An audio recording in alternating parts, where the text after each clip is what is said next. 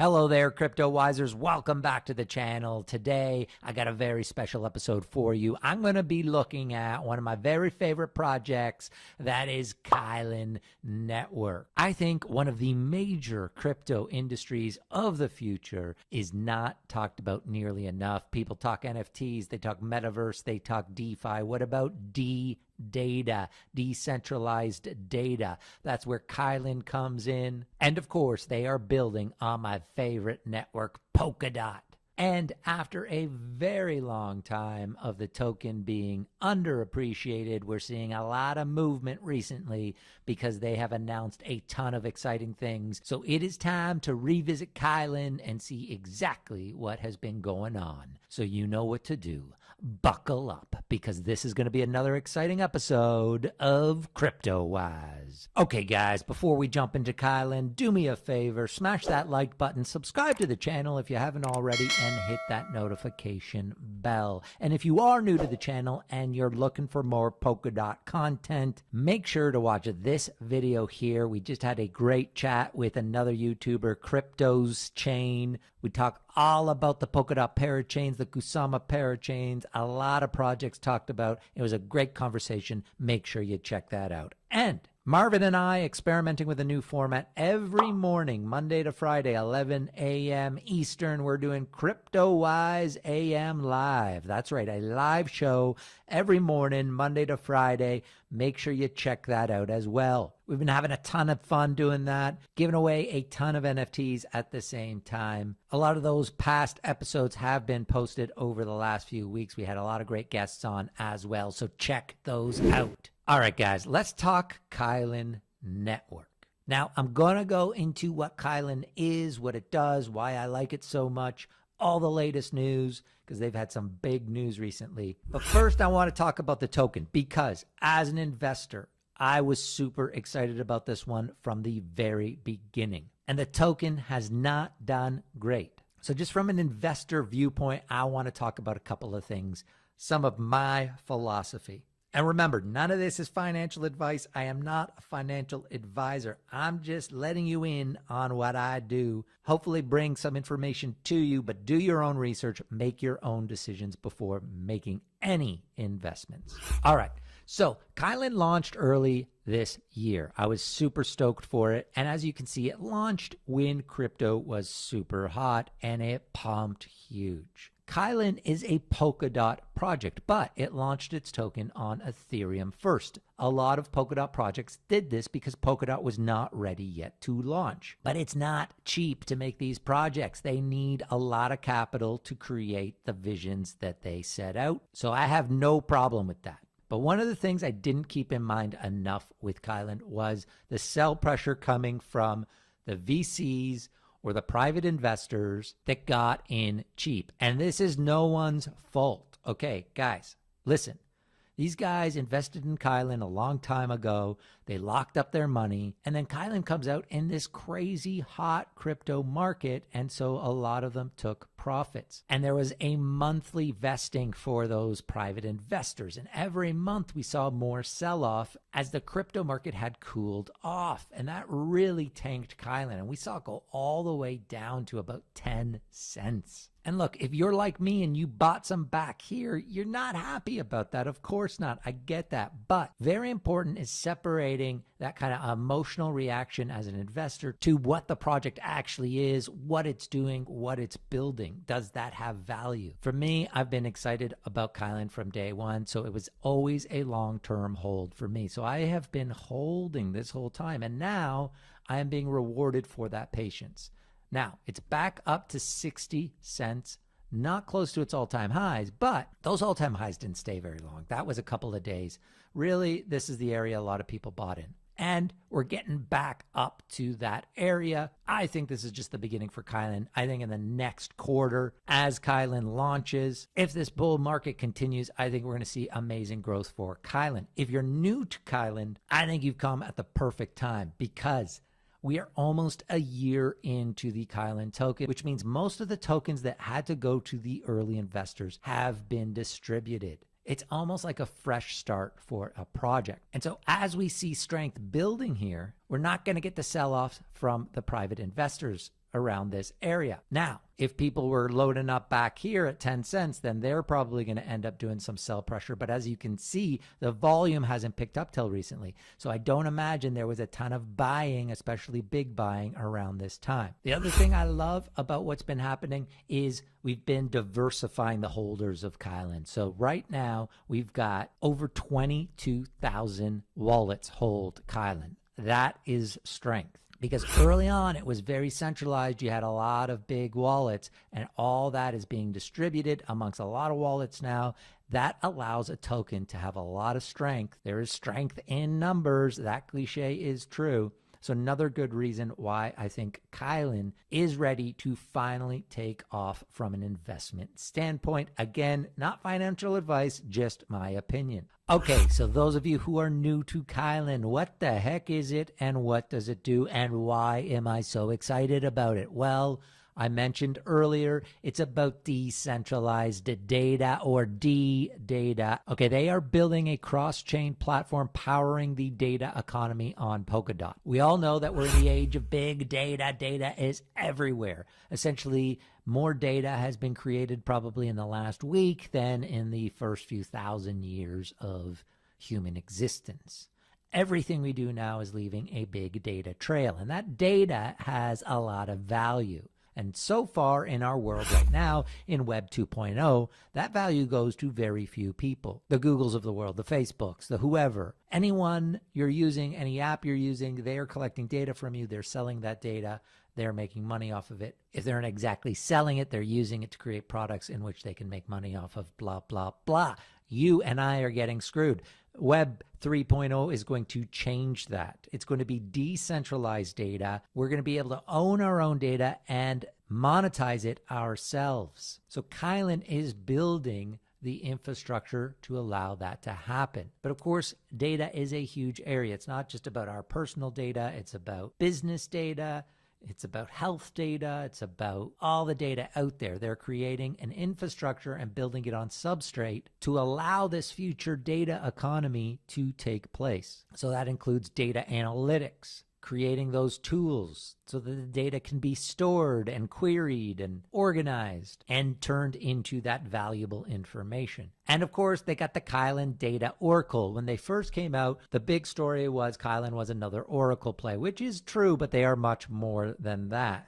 And oracles are a big thing in crypto. Basically allows for off-chain information to be verified and accessed on-chain in a decentralized, trustless manner. Most common example of that are price feeds. So on-chain, how does the blockchain know that it's getting the right price? Well, that's through the data oracles. Kylin Data Marketplace, so they're going to be building infrastructure for the buying and selling of data. And then the Kylin token is what powers the Kylin blockchain. Talked a bit about that already. That is the KYL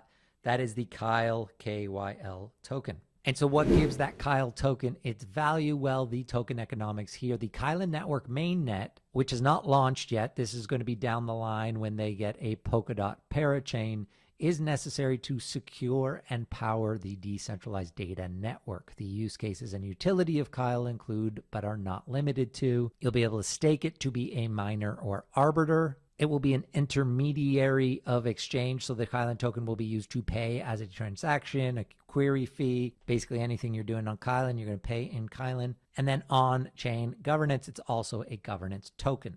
All right, so there are a million different scenarios for decentralized data and what it can be used for. They have some examples here on the website. It can be used for decentralized insurance, automatic payments, so through the Kylin network to obtain timely and reliable events outside of the insured chain. Blockchain-based decentralized insurance can realize automatic payment of insurance such as flight delay insurance. So again, they're taking information that's off-chain, verifying it, and allowing decentralized applications to use that information. Stablecoins and crypto derivatives, that's where the price feed data comes in. You've got a use case for the crypto asset lending platforms.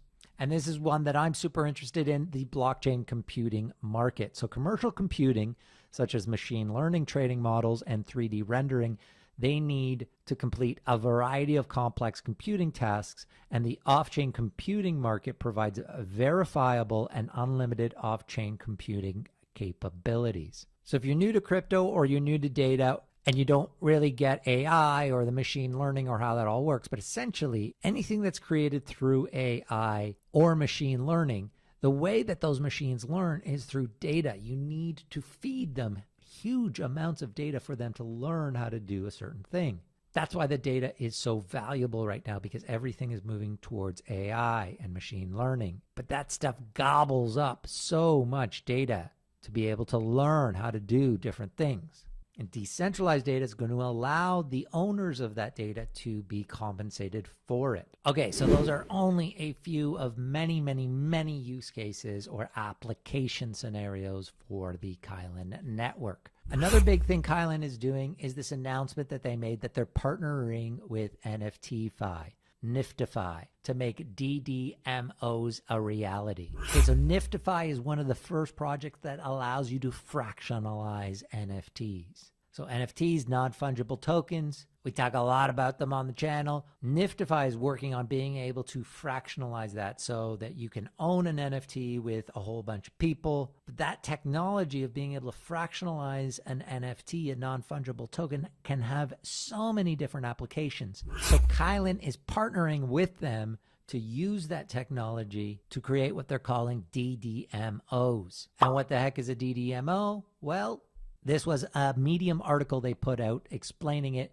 back in June. Okay, so they explain in this article, DDMOs explained, standing for D-Data Market Offering. So the DDM itself will be represented as a single NFT, a DDM NFT, from which all participants can own a fractionalized percentage of that NFT. And so it grants the owner of that fraction the associated remuneration of the data querying fees associated with the DDM. So essentially what they're working on is trying to turn data, any kind of data, and as I just explained, basically everything in the world is data now, into an NFT that can be fractionalized. So if you and I own a set of data together, we can fractionalize that, own it 50-50. So if that data earns revenue, we get 50-50. Trustless, decentralized, don't have to worry. Boom, that revenue comes in, it gets split to us 50-50. Now, that's an easy use case, obviously, but we're going to be talking about use cases where you have hundreds or thousands of people being able to share in the revenue of this collected data. So this idea of turning data into NFTs and then fractionalizing those NFTs, this is a huge, huge, huge potential. All right, so that's kind of in general what Kylin is doing. They're at the forefront of the data for the Polkadot ecosystem. So of course I love them. I love data. I think data is going to be a huge industry moving forward. I mean, it already is, but I mean decentralized data, and I love Polkadot. So I mean, this project's right in my wheelhouse. Okay, so let's talk a little bit about where they're at now. As I said, the project launched its token about a year ago. They've been working. There have been some big shifts in the structure of Kylin, and a lot of that has to do with them moving towards becoming a DAO. And this is one area I think they've also been really great at, is the transparency around this ultimate goal of being a DAO. Now, most decentralized projects, a lot of these crypto projects, this is the end goal, to be a decentralized autonomous organization. But not a lot of people are walking you through how that's going to happen. Kylin has been at the forefront of that in terms of being very transparent about where they're at in that process and the steps they have taken to get there. So here's another article from Medium that they put out. This one was in August, and it says, in accordance with the pre-mainnet phase of our governance structure and roadmap, we propose to have a 5-member multi-sig with 3 votes being required to approve any transaction. So you know, this isn't just one person being able to make any decisions. Right now they have a 5-member government structure, and 3 of those people have to approve any transaction. And you can see the members of the panel right now, and one of them is Kylin Network. Now, Kylin is the founder and the original chief effort officer of Kylin. Now, he's moved into a new role at Kylin, And Sam Elliman, who was the chief technical officer, is now the new CEO. So you might remember Dylan. We did our very first Cryptowise chats with Dylan. That was about 4 months ago now. Highly recommend you watch that if you want more information on Kylin. Dylan is still heavily involved in Kylin, but has moved into a new role. He's now the chief stratosphere officer, kind of overlooking the bigger picture. And you got Sam Elliman taking over as CEO. And this is all in accordance to their original roadmap, moving towards that ultimate goal of becoming a DAO. And that's all explained here in this Medium article. But I gotta say, I have loved watching this team grow and build. Sam has done an amazing job now as the CEO. They also have their own YouTube channel now, and they've been posting these kind of update videos with Andy, who is now part of the team. And he does a great job at communicating, being that liaison with the community. So I feel like the communication has gotten a lot better for the project. I really feel like they got the right team in place here to propel them towards securing a parachain and launching mainnet, which is obviously what we have all been waiting for. And now that takes me to talking about the big news that they just announced a couple of weeks ago. And that big news was that they announced Pichiu. Pichiu is going to be Kylin Network's canary net. Okay, so originally Kylin was going to wait for a Polkadot parachain. So they were only going to have the Kylin Network. They were going to wait, get a parachain on Polkadot. But as the Kusama parachains took off, Dot announced their parachains, they realized it was going to be a longer wait than they imagined to get a parachain on Polkadot. Plus, because their project is so big in scope, creating a D-data economy, it really does make sense for them to have their own canary network. And that is Pichiu. This way, they can get a parachain on Kusama for Pichiu, and that can be its canary net, which means it can experiment, innovate around D-data, around these fractionalized NFTs, around the future of monetizing data, selling, buying, everything there, and then move it onto Kylin. After Kylin gets a parachain, that will be more of the established technology around the D-data economy. So very exciting news. As a Kylin holder, I won't lie, I was a little bit nervous about this announcement to begin with because I own a lot of the KYL token and I didn't know how that was going to affect me. But they've announced the latest tokenomics for Pichiu, which will also reward Kylin holders, which is great. But more importantly, this is going to move Kylin's mission forward a lot faster because Kusama is doing 48 parachains in a row now. I could definitely see Pichiu getting one of those parachains in the next couple of months. All right, so here's the Pichiu page on .marketcap. All the information is here for you to check out, but let's have a look at the token allocation here. Okay, so the Kylin tokenomics, there are going to be 1 billion KYL tokens.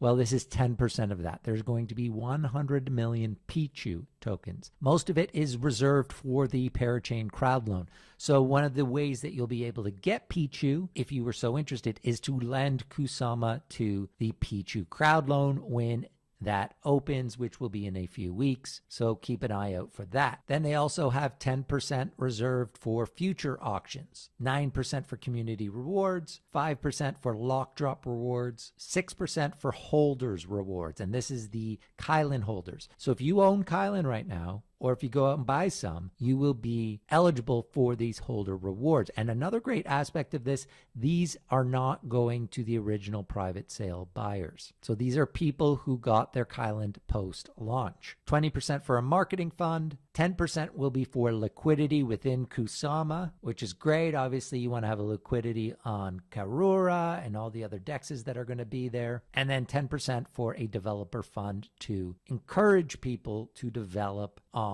Pichiu. So I really like these tokenomics, very community focused. Clearly, they learned some of the lessons around what they did with the KYL token, which did have some heavy VCs, and a lot of private investors did really well right off the bat with those. They didn't want to repeat that here. They really wanted Pichiu to be about two things: rewarding the community and getting that parachain, which for me, as someone who owns Kylin, one, I really appreciate getting something back for having supported them for this long, especially during this downtime. And two, I want them to get a Parachain, because then people will discover how amazing what they are building is. By having Pichiu, they're going to be able to kind of work through all the kinks and develop the technology further, so that when they do launch the Kylin Parachain, which I think can happen probably fairly soon after, if the dot Parachains go well, I think those are going to go boom, boom, boom, boom, boom. So let's say they get Pichiu kind of early in 2022. I could see Kylin also launching kind of, maybe later in the spring 2022, maybe early summer,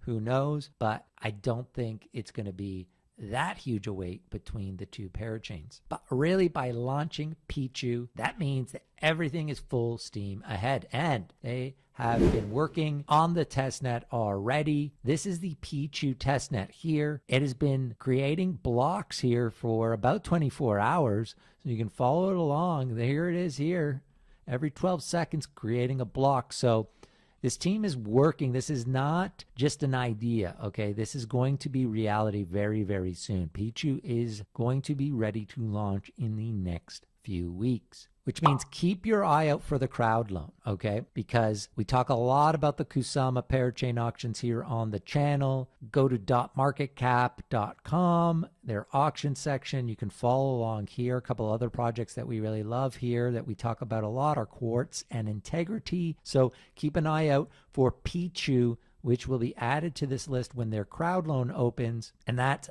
one way you can get Pichiu.